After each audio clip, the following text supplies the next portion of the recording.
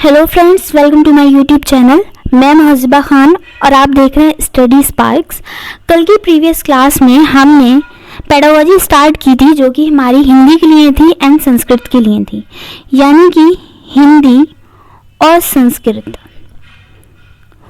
ठीक है, हिंदी और संस्कृत की जो पेडागोजी है, पेडागोजी होता क्या है तो मैंने आपको बताया था कि ये होता है आपका शिक्षण शास्त्र। ये आपकी पेडागोजी होता है। ठीक है, तो संस्कृत और हिंदी की पेडागोजी 99% तक सेम ही रहती है। अगर आप इन दोनों को एक साथ तैयार कर लेंगे तो ये आपके लिए बहुत ज़्यादा हेल्पफुल होने वाली है, क्योंकि ये जो पेडागोजी होती है इससे बहुत सारे क्वेश्चन बनते हैं और ये आपकी जो है तर्क शक्ति पर निर्भर करते हैं, आपकी सोचने की क्षमता पर निर्भर करते हैं। ठीक है, तो स्किनर के बारे में अभी हमने ऊपर तक कितना पढ़ा था, हमने चॉम्स्की के बारे में जान लिया था कि वो भाषा के विकास के लिए क्या कहते हैं, वाइगोत्स्की भाषा के विकास के लिए क्या बोलते हैं। तो वाइगोत्स्की तो ये बोल रहे थे कि विद्यालय और शिक्षक की भूमिका है, जबकि चॉम्स्की ये बोल रहे थे कि नहीं, विद्यालय और शिक्षक की बहुत ज़्यादा भूमिका नहीं है, क्योंकि जब विद्यालय और शिक्षक नहीं थे उस टाइम भी बच्चों में जो है भाषा का विकास हो रहा था। तो भाषा अर्जन की जन्मजात क्षमता कौन बोलता है? चॉम्स्की बोलते हैं और वाइगोत्स्की ये बोलते हैं।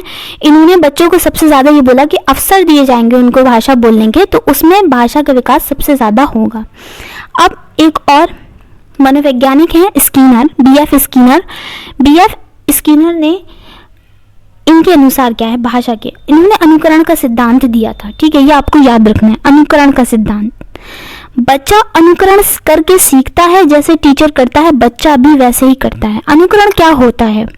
अनुकरण जैसे कि आपने खुद भी बल्कि ये चीज़ सब की होंगी, जैसे हमें टीचर पढ़ाता है, जैसे टीचर लिखता है, जैसे वो वर्ड्स लिखता है, बिल्कुल उसी तरह से बच्चा कॉपी करता है, उसी तरह से बच्चे उन सब चीज़ों को ऑब्जर्व करते हैं, अनुकरण करते हैं उनका, और वही चीज़ें करता है बच्चा भी।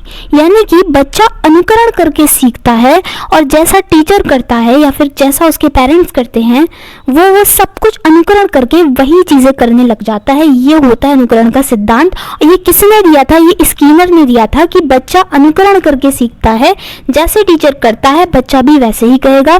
इन्होंने ही पुनर्बलन का सिद्धांत दिया था। और पुनर्बलन का सिद्धांत, बच्चे को जब तक पॉजिटिव या नेगेटिव फीडबैक नहीं दिया जाएगा, फीडबैक मतलब प्रतिपुष्टि नहीं दिया जाएगा, उसे उसकी गलती का पता नहीं चलेगा। ठीक है, फीडबैक मतलब बच्चे को पॉजिटिव या नेगेटिव फीडबैक देना बहुत ज़्यादा ज़रूरी होता है। पुनर्बलन का सिद्धांत किसने दिया? स्किनर ने दिया था। एक और सिद्धांत आया था, कौन सा था? अनुकरण का सिद्धांत, कि बच्चा जो है देख कर सीख रहा है, सब कुछ ऑब्जर्व कर रहा है, वो सब कुछ देख रहा है, अनुकरण कर रहा है हर चीज़ का, और वो भी वैसा ही करेगा। पुनर्बलन का सिद्धांत क्या था? कि बच्चे को जब तक पॉजिटिव या नेगेटिव फीडबैक नहीं दिया जाएगा तो वो समझ ही नहीं पाएगा। एक तो अगर उसको नेगेटिव फीडबैक देंगे, नेगेटिव फीडबैक कब देंगे? फीडबैक दो टाइप के हैं, एक पॉजिटिव फीडबैक है, एक है नेगेटिव फीडबैक। पॉजिटिव फीडबैक तब देंगे जब बच्चे ने सही काम किया होगा। आपने मान लिया उसको कोई होमवर्क दिया, आपने उसको क्या दिया? आपने उसको होमवर्क दिया और उसने वो बिल्कुल सही कर दिया, तो आप उसको पॉजिटिव फीडबैक देंगे। आप उसकी तारीफ कर देंगे, शाबाश उसको बोल देंगे, वेल डन उसको बोल देंगे। या फिर आप कभी कभी क्लास में क्या होता है, आप गुजर रहे होते हैं और बच्चा क्या होता है अपनी नोटबुक पर कोई क्रिएटिविटी कर रहा होता है या फिर कोई वर्क कर रहा होता है जिसमें उसका आंसर करेक्ट होता है, तो आप क्या करते हैं? स्माइल पास करते हैं, सर हिला देते हैं। वो सब भी आपका फीडबैक के अंतर्गत आता है। ठीक है, तो आप उसको पॉजिटिव फीडबैक देंगे। नेगेटिव फीडबैक क्या होता है कि बच्चे ने कोई गलत काम किया तो आप उसको बताएंगे कि नहीं ये ठीक नहीं है, या फिर आप उसको ऐसे एक्सप्रेशन देंगे जिससे वो आपके हाव भाव को देख करके समझ जाएगा कि ये ठीक नहीं है। तो उसको तब पता चलेगा ना कि उससे गलती हुई है या उसने सही काम किया है। तो यानी कि पुनर्बलन देना बहुत ज़रूरी है। बच्चे को जब तक पॉजिटिव या नेगेटिव फीडबैक दिया नहीं जाएगा उसे उसकी गलती का पता नहीं चलेगा। अनुकरण करके वो सीखता है, टीचर जो करता है वो वही करता है। ठीक है, बच्चे इतना ज़्यादा टीचर को कॉपी करते हैं, इतना ज़्यादा देखते हैं कि टीचर जो गलतियाँ, कभी कभी ऐसा होता है कि टीचर से भी गलती हो सकती है, तो बोर्ड पर अगर बाई मिस्टेक कोई चीज़ गलत हो जाए तो बच्चों से भी सेम गलतियां होने लगती हैं। तो बच्चे क्या करते हैं? अनुकरण करके सीखते हैं, जैसा टीचर करता है बच्चा भी वैसा ही करता है। बीएफ स्किनर ने दो सिद्धांत दिए, अनुकरण का सिद्धांत दिया और इन्होंने पुनर्बलन का सिद्धांत दिया। पुनर्बलन के सिद्धांत में इन्होंने ये बोला कि बच्चे को जब तक पॉजिटिव या नेगेटिव फीडबैक नहीं दिया जाएगा उसे उसकी गलती का पता नहीं चलेगा। ठीक है, प्रतिपुष्टि का सिद्धांत किसने दिया? ये भी इन्होंने दिया, बीएफ स्किनर ने। ठीक है, बच्चा जो भी करे उसे प्रतिपुष्टि जरूर देना चाहिए, फीडबैक उसको जरूर देना है। वो कुछ भी करे, गलत करे, सही करे, अच्छा करे, बुरा करे, उसको फीडबैक देना ही देना। इससे बच्चों में फीडबैक का मतलब ये नहीं है कि उसने कुछ गलत कर दिया, उसने कोई क्वेश्चन आपने दिया उसको, या फिर आपने कोई होमवर्क दिया उसने गलत कर दिया तो आपने एक लगा दिया उसके। ऐसा नहीं करना है, उसको बताना है कि उसने कहाँ गलती की है, उसको सुधारने का मौका देना है, ठीक है। क्योंकि बच्चे की बालक जो है वो केंद्र है। बालक क्या है? केंद्र है। बालक की रुचि, बालक की कमजोरी को दूर करना है, बालक की प्रॉब्लम्स का निदान करना है, उपचार करना है, ये सब कुछ आपका पेडागोजी यानी कि शिक्षण शास्त्र के अंतर्गत आता है यहाँ पर। तो ये चाइल्ड सेंटर्ड, ठीक है, चाइल्ड सेंटर्ड शिक्षा है, बाल केंद्रित शिक्षा है। अब आ जाते हैं मानसिक विकास का सिद्धांत या संज्ञानात्मक विकास का सिद्धांत। संज्ञानात्मक विकास के सिद्धांत को किसने दिया था? जीन पियाजे ने दिया था। जीन पियाजे के बारे में आप लोग, जो लोग नए हैं सीटेट में पहली बार दे रहे हैं, वो थोड़ा कम जानते होंगे, और जो लोग दे रहे हैं, दोबारा दे रहे हैं, तीसरी बार दे रहे हैं या फिर दूसरी बार दे रहे हैं, तो वो संज्ञानात्मक विकास के बारे में ज़रूर जानते होंगे। इसका जीन पियाजे का नाम भी ज़रूर जानते होंगे। तो जीन पियाजे ने संज्ञानात्मक विकास का सिद्धांत दिया था। और ये संज्ञान क्या है? ये संज्ञानात्मक विकास, ठीक है, संज्ञानात्मक विकास। अब ये जो संज्ञान क्या है, ये हमारे दिमाग से, हमारे माइंड से, हमारे ब्रेन से, हमारे मस्तिष्क से रिलेटेड रहता है। तो जितनी भी मानसिक चीज़ें आएंगी वो संज्ञानात्मक विकास के अंतर्गत आती हैं। तो इसको हम मानसिक विकास का सिद्धांत भी बोल सकते हैं। इसीलिए यहाँ पर लिखा हुआ है कि मानसिक विकास का सिद्धांत या संज्ञानात्मक विकास का सिद्धांत किसने दिया था? तो जीन पियाजे ने दिया था। और जीन पियाजे क्या बोलते हैं कि आयु के आधार पर भाषा का विकास होता है। आयु के आधार पर इनके अनुसार क्यों है? क्योंकि इन्होंने विकास की, डेवलपमेंट की इन्होंने स्टेजेस दी हैं, अवस्थाएं दी हैं। इन्होंने 4 अवस्थाएं दी हैं विकास की। इन्होंने ये बताया कि विकास जो है वो स्टेजेस में होता है। विकास की जिसने भी चरण दिए, जिस भी मनोवैज्ञानिक ने चरण दिए विकास के, तो उसने आयु के आधार पर ही बताया, उसने स्टेजेस के अकॉर्डिंग ही बताया, ठीक है। तो पियाजे के अनुसार आयु के आधार पर भाषा का विकास होता है। इन्होंने विकास की, इन्होंने अपने बच्चों पर भी प्रयोग किया था, जीन पियाजे ने। इन्होंने विकास की 4 अवस्थाएं दी हैं। पहली संवेदी गामक अवस्था, या इसको संवेदी प्रेरक अवस्था भी बोलते हैं, इंद्रिय जनित गामक बोलते हैं, इसको अवस्था बोलते हैं। और ये 0 से 2 वर्ष तक होती है, यानी बच्चा इंद्रियों के माध्यम से सीखता है। अब इंद्रियां कौन कौन सी होती हैं? ज्ञानेंद्रियां होती हैं, कर्मेंद्रियां होती हैं। ज्ञानेंद्रियों के बारे में तो आप सब जानते होंगे, आंख, कान, नाक, जीभ, त्वचा, इनके माध्यम से भी बच्चा सीखता है। आंखों से देख रहा है बच्चा, सब अधिगम के अंतर्गत ही तो आ रहा है। तो क्या है, इन्होंने बोला कि भाषा का विकास जो है वो आयु के आधार पर होता है। पहला जो स्टेज इन्होंने विकास की स्टेज दी है, इन्होंने भाषा विकास की स्टेज नहीं है, ये डेवलपमेंट, बालक के विकास की 4 अवस्थाएं इन्होंने दी हैं। पहली जिसमें से हम अभी पढ़ रहे हैं संवेदी गामक अवस्था, ठीक है, जिसको इंद्रिय जनित गामक, जिसमें भी इंद्रिय, संवेदी इस तरीके का वर्ड आ जाए वहां पर आपका पहली अवस्था आ जाती है जीन पियाजे की, जिसमें बालक कितने साल का होता है? तो 0 से 2 साल का, यानी कि 0 से 2 साल का हो जाता है वो। दूसरा आपका आ जाता है संक्रियात्मक अवस्था या गामक अवस्था भी इसको बोलते हैं। अब ये जो संक्रियात्मक अवस्था है ये 2 से 7 वर्ष की होती है। इसमें बच्चा क्या होता है? स्वयं एक्टिव होकर कार्य करने लगता है। 2 से 7 वर्ष के बालक को भी अगर आप देखेंगे तो वो स्वयं एक्टिव होकर के क्या करने लगेगा? काम करने लगेगा, ठीक है। तो संक्रियात्मक अवस्था दूसरी है। तीसरी आ जाती है मूर्त संक्रियात्मक अवस्था। अब ये मूर्त, इसमें बच्चा प्रत्यक्ष चीजें सीखता है, प्रत्यक्ष। ये 7 से 11 वर्ष के बालक जो होगा वो मूर्त संक्रियात्मक अवस्था के अंतर्गत आएगा जीन पियाजे के अनुसार। और इसमें बच्चा क्या होगा? प्रत्यक्ष चीजें। अब ये प्रत्यक्ष चीजें क्या है? मतलब जो उसके सामने उपस्थित हैं, जो उसके सामने है वो सीखेगा, वो जो उसको दिख रही हैं वो सीखेगा, ठीक है, उनको सीखेगा, उनको देख कर सीखेगा। क्या बोला? सबसे पहले 4 अवस्थाएं। संवेदी गामक अवस्था, संवेदी गामक अवस्था को आई होप आप अच्छे से समझ गए होंगे। इसमें ज्ञानेंद्रियों का इस्तेमाल करके कि बच्चा सीखता है। 0 से 2 साल तक का बच्चा इस अवस्था के अंतर्गत आएगा जीन पियाजे के अनुसार।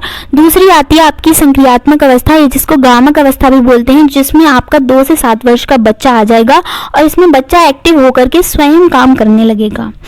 तीसरी अवस्था आ जाती है मूर्त संक्रियात्मक अवस्था। मूर्त संक्रियात्मक अवस्था में बच्चा प्रत्यक्ष चीजें सीखता है और 7 से 11 वर्ष का जो बालक होगा वो मूर्त संक्रियात्मक अवस्था के अंतर्गत आएगा।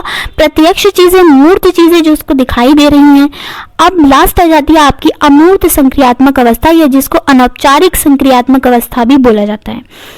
अमूर्त संक्रियात्मक अवस्था या अनौपचारिक संक्रियात्मक अवस्था इसको बोला जाता है, और इसमें जो 11 से 15 वर्ष का जो बालक होता है वो इस अवस्था के अंतर्गत आता है जीन पियाजे के अनुसार।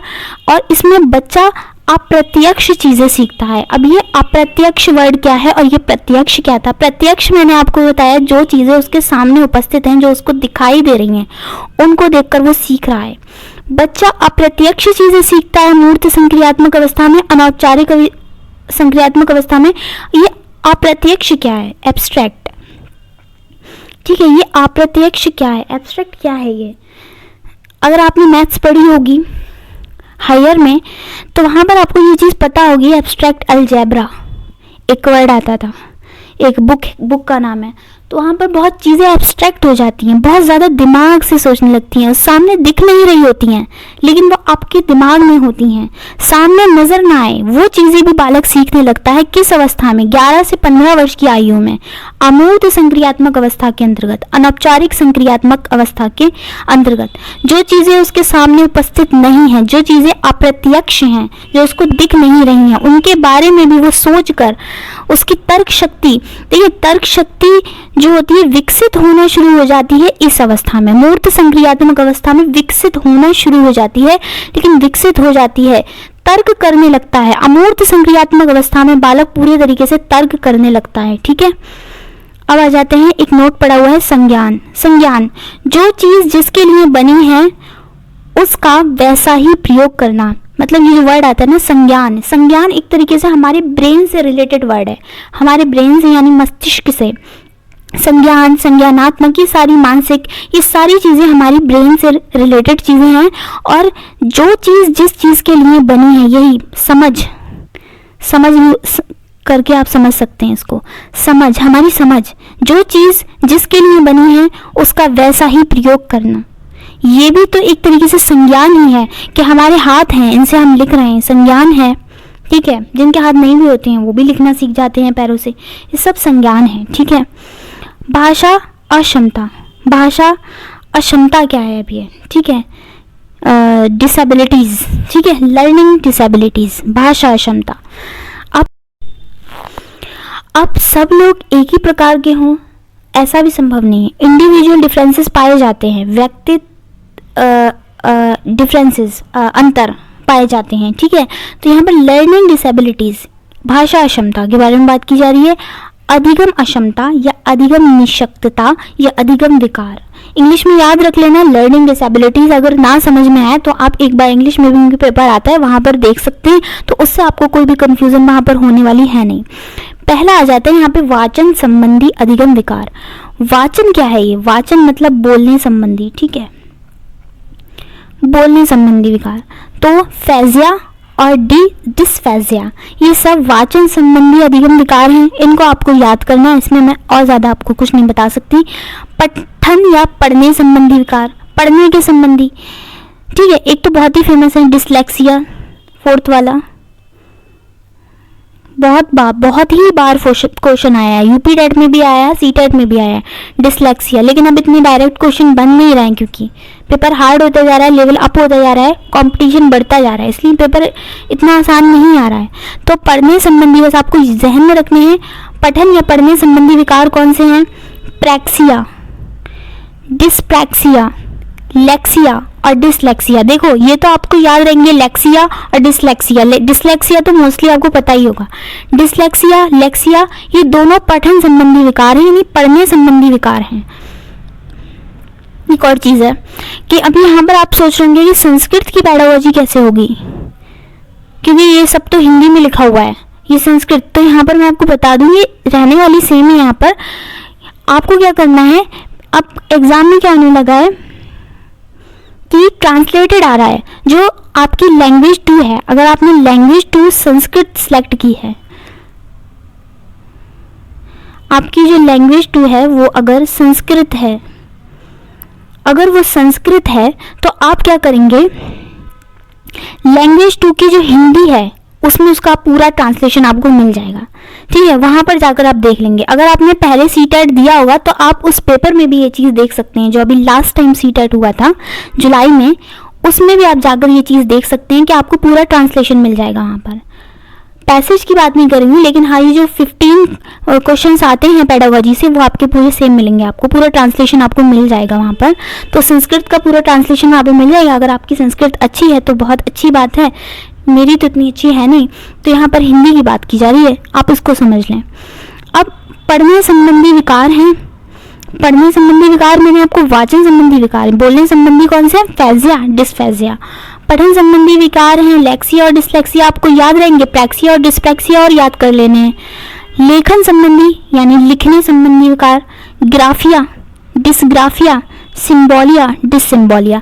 इनके नाम लगभग मिलते जुलते हैं। देखो ग्राफिया, ग्राफ हाथों से बनाते हैं, लिख कर बनाते हैं, ऐसे करके याद करें, ग्राफ पेपर पर लिखा, किसी व्यक्ति ने ग्राफ पेपर पर लिखा, ठीक है, ये ग्राफ पेपर है और इस पर लिखा जा रहा है, ये बात शायद आपको याद रह जाए और एग्जाम में याद आ जाए। ग्राफ पेपर पर लिखा, तो लिखन संबंधी ग्राफिया, डिसग्राफिया, सिम्बोलिया, डिससिम्बोलिया, ये सब लेखन संबंधी विकार हैं, डिसेबिलिटीज हैं। गणना एक बहुत फेमस है, डिसकैलकुलिया, और इसी का मिलता जुलता रूप है कैलकुलिया, तो ये तो आपको याद रहेंगे, गणना, या फिर इनको गणित संबंधी विकार भी बोला जाता है। तो ये तो आपको याद रहेंगे, गणना क्योंकि हम मैथ्स में करते हैं, गणित में करते हैं, इसलिए गणित संबंधी विकार भी ये हो सकते हैं, कैलकुलिया एंड डिसकैलकुलिया। श्रवण नाम से आपको समझ में आ रहा होगा, सुनना, कानों से सुनते हैं श्रवण, तो बधिर, आंशिक बधिर और श्रवण हिरास। देखो श्रवण हिरास में आपको कोई प्रॉब्लम होने वाली है नहीं, क्योंकि श्रवण सुनने को ही बोलते हैं। बधिर और आंशिक बधिर आपको याद करना है, ये सुनने संबंधी विकार हैं, डिसेबिलिटीज हैं ये सारी। भारतीय संविधान में कितनी डिसेबिलिटीज हैं, 21 हैं। देखने दृश्य संबंधी विकार कितने हैं, ठीक है, देखने और दृश्य संबंधी, देखना और दृश्य क्या देखते ही हैं, तो वर्णान्यता और वर्णभंग। अभी वर्णान्यता और वर्णभंग इनके बारे में थोड़ा सा लिखा हुआ है। वर्णान्यता क्या है, इसमें केवल सूर्य की रोशनी में दिखाई देता है, सूर्यास्त के बाद परछाई दिखती है, यानी कि सूर्यास्त यानी कि सूरज के डूबने के बाद जब सूरज की रोशनी नहीं है तो केवल परछाई दिखाई देगी। इसमें क्या हो रहा है कि केवल सूर्य की रोशनी में ही दिखाई दे रहा है, सूर्यास्त के बाद परछाई दिखाई देती है, किसमें, वर्णान्यता में, और ये देखने या दृश्य संबंधी विकार है। वर्णभंग की बात की जाए अगर, कलर ब्लाइंडनेस भी इसको बोला जाता है, वर्णभंग, कलर ब्लाइंडनेस। अब कलर ब्लाइंडनेस से तो आप समझ गए होंगे, हरे रंग की जगह लाल रंग दिखाई देता है, मतलब कलर्स में प्रॉब्लम होती है, उसको कलर देखने में बच्चे को प्रॉब्लम होगी, तो ये बोला जाएगा कि उसको कौन सा विकार है, तो उसको वर्णभंग नाम का एक विकार हो गया है, कलर ब्लाइंडनेस है, उसको हरे रंग की जगह लाल रंग दिखाई देगा, ठीक है। तो यहाँ पर हमने क्या क्या पढ़ा आज वो देख लेते हैं, एक बार रिवीजन कर लेते हैं। रिवीजन करने के बाद नेक्स्ट वीडियो में हम लोग मिलने वाले हैं फिर से। तो फिर यहाँ पर हमने भाषा चौमस्की के बारे में पढ़ लिया था, ये सब हमने प्रीवियस क्लास में किया था।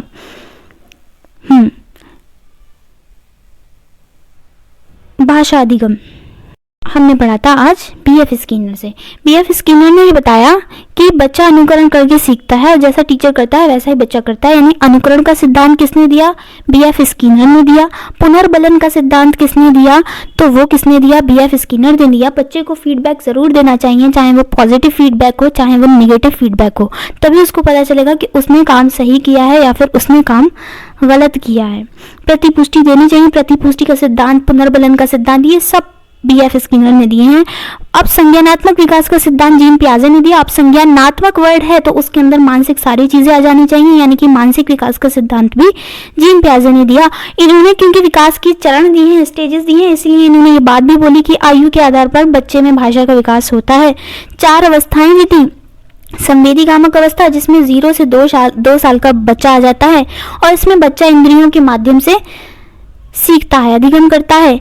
और दूसरी अवस्था थी यहाँ पर संक्रियात्मक अवस्था, या जिसको गामक अवस्था भी बोला जा रहा था। इसमें 2 से 7 वर्ष का बालक आता है और इसमें बच्चा स्वयं एक्टिव होकर काम करने लगता है। तीसरी अवस्था थी मूर्त संक्रियात्मक अवस्था, जिसमें बालक जो होता है 7 से 11 वर्ष का बालक आता है और इसमें बच्चा प्रत्यक्ष चीजें सीखता है। प्रत्यक्ष चीजें वो चीजें होती हैं जो बालक के सामने उपस्थित होती हैं। अमूर्त संक्रियात्मक अवस्था जो लास्ट स्टेज है पियाजे के अनुसार, और इसको बोला जाता है अनौपचारिक संक्रियात्मक अवस्था भी। इसमें 11 से 15 वर्ष का बालक आ जाता है और इसमें बच्चा जो होता है अप्रत्यक्ष चीज़ें भी सीखने लगता है, मतलब वो चीज़ें वो सीखने लगेगा जो उसके सामने उपस्थित नहीं है। इसमें वह तर्क करने लगेगा, जबकि मूर्त संक्रियात्मक अवस्था में उसकी तर्क शक्ति का विकास होना शुरू हो जाता है। ठीक है, संज्ञान क्या है? वे चीज़ जो जिसके लिए मतलब चीज़ों की अच्छे तरीके से समझ आ जाना, वही संज्ञान है। भाषा अक्षमता हमने पढ़ी, यहाँ पे लर्निंग डिसेबिलिटीज पढ़ी। हिंदी में कई सारे नाम हैं, अधिगम अक्षमता, अधिगम निशक्तता, अधिगम विकार। इंग्लिश में एक ही नाम है, लर्निंग डिसेबिलिटी। जी,